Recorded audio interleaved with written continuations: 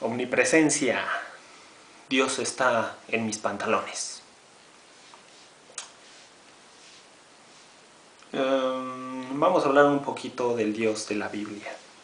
El Dios de este hermoso, hermoso libro.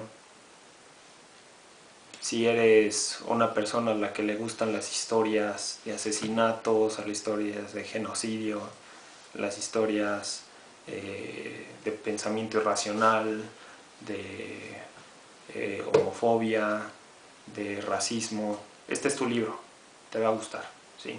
Pero vamos a hablar un poquito de este Dios. Este Dios es muy particular y es un caso que a mí me llama mucho la atención, ¿sí? Pascal Boyer, en su libro Y el hombre creó a los dioses, de hecho aquí lo tengo, muy buen libro, si lo pueden conseguir, háganlo. Excelente información psicológica, excelente información antropológica. Él ubica que para que un Dios se quede en el subconsciente, en la mente humana, no se tiene que alocar mucho, ¿sí? No tiene que tener muchas infracciones ontológicas. Él llama infracciones ontológicas a lo que, por ejemplo, si tengo una estatuilla, esta estatuilla es de madera, esta estatuilla es inmóvil, sin embargo esta estatuilla tiene el poder de escuchar a las personas. Esa sería la infracción ontológica, algo que no es natural en ese objeto o en esa persona o en ese animal, ¿sí? Hay algunas culturas que mencionan que su Dios se puede transformar en un animal. Esa sería su infracción ontológica. Perdón. Sin embargo, este autor dice que para que un Dios tenga éxito, tiene que tener muy pocas infracciones ontológicas, ¿sí? Un Dios con demasiadas infracciones ontológicas, por lo regular no se queda en la mente humana. Y es ahí donde entra nuestro Dios de la Biblia. Porque es un caso muy particular, yo digo, porque tiene muchas infracciones ontológicas. Tiene características, yo les llamo características O, que es omnipresencia, omnisciencia, omnipotencia, ¿sí? Dios tiene todas estas características. Entonces pensemos, ¿no contradice esto a Pascal Boyer cuando dice que un Dios debe de tener pocas infracciones ontológicas para ser exitoso? Y este es uno de los dioses más exitosos de la historia de la humanidad, y sin embargo tiene todas estas infracciones ontológicas. Bueno, es porque la gente en realidad no lo ve así. La gente tiene su concepto de Dios. Cuando le preguntan ¿qué es Dios? Es el creador de todo y está en todos lados y lo sabe todo y es todopoderoso, ¿sí? Sin embargo, en la práctica no se toma en cuenta todo esto. ¿Por qué no se toma en cuenta? Y hablando de la omnipresencia, en particular, que es el tema del día de hoy, hablando de la omnipresencia, ¿por qué digo que la gente en la práctica no toma en cuenta que Dios está en todos lados? Bueno, simplemente porque van a la iglesia, ¿sí? Van a la casa de Dios. Cuando alguien quiere comunicarse en realidad, cuando un creyente quiere hablar en serio con Dios, va a la iglesia y se arrodilla y mira hacia el frente, y ya sea que hable en voz baja o en sus pensamientos, se está comunicando con Dios. Sin embargo, ¿tiene sentido ir a la iglesia cuando Dios está en todas partes? No, no la tiene. Estas características asimismo me llaman mucho la atención porque crean muchos problemas que los creyentes no se ponen a pensar en ellos. Un problema de los más graves es que Dios está en mis pantalones. No, no es cierto, ese no es un problema grave.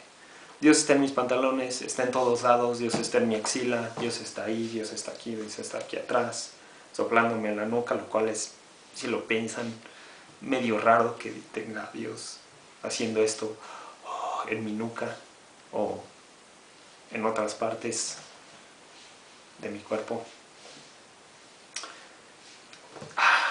Pero bueno, un problema muy grande que ubico con la omnipresencia de Dios y algo que me hace enojar mucho es que Dios está en el infierno. Sí. Dios está en todas partes. Esa es la idea de la omnipresencia. Si yo digo que Dios no está aquí, entonces Dios no es omnipresente. Si yo digo que Dios no está en algún lado, Dios no es omnipresente. ¿Sí? Dios no puede ser omnipresente y al mismo tiempo no estar en un lado. ¿Sí? Y esto crea muchos problemas. Los creyentes dicen que la maldad es la falta de Dios, es la ausencia de Dios. Pero ¿cómo puede haber ausencia de algo que está en todas partes? ¿Cómo me puedo alejar de algo que está en todas partes? ¿Sí? No tiene lógica, no tiene sentido. Y un problema muy grave es que Dios está en el infierno. ¿Y por qué digo que es muy grave? Bueno, existen muchos conceptos de infierno, pero no me jodan, ¿sí? Todos sabemos que el infierno es un lugar donde te quemas, donde te torturan, donde estás sufriendo eternamente, ¿sí? ¿Y cuál es el problema que tengo con esto? De que Dios está ahí, Dios está en el infierno. Ajá. Y los que creen que Dios es misericordioso, infinitamente amoroso, que perdona todo, que no puede ver a sus hijos sufrir y que quiere en su corazón que estén a su lado y que vivan felices. Piensen en esto. Dios está en el infierno. Y Dios está viendo en este mismo momento en el que están viendo este video que están torturando a alguien. ¿Sí? Imaginémonos a alguien atado y que le están pellizcando los pezones. ¡Ah! Bueno, imaginemos una tortura más horrible. Algo tipo Inquisición, ¿sí? Algo tipo la Santa Inquisición, eso es bueno. No sé, imaginemos que alguien lo están empalando. No. Que alguien lo tienen de cabeza y lo están cortando con una sierra, con un serrucho. Bueno, no sé si en el infierno tengan sierras eléctricas. Yo creo que sí, porque el sonido es como que muy aterrador, ¿no? Como tipo Masacre en Texas. Si está el tipo de Masacre en Texas cortando a alguien en el infierno. Y esta persona lo está cortando. Y el pecador, que en este caso es un budista, es un monje budista, porque no creyó en Dios, en el Dios de la Biblia, ¿sí? Él no creyó en Dios, entonces se fue al infierno. Y allí está el monje budista que en su vida cuidaba a los enfermos, le daba asilo a los desamparados, etcétera, etcétera. Está en el infierno en este momento, ¿sí? Permítanme.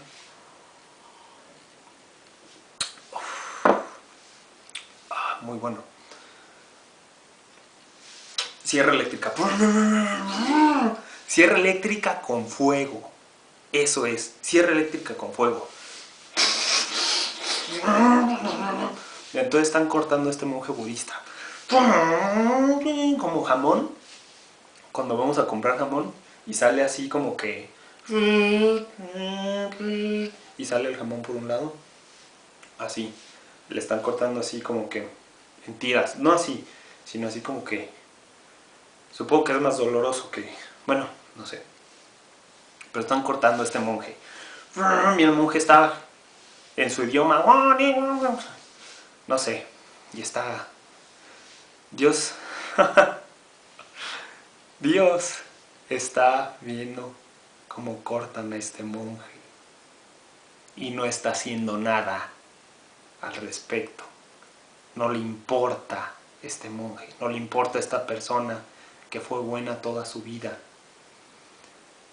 A Dios no le importa eso, ¿sí?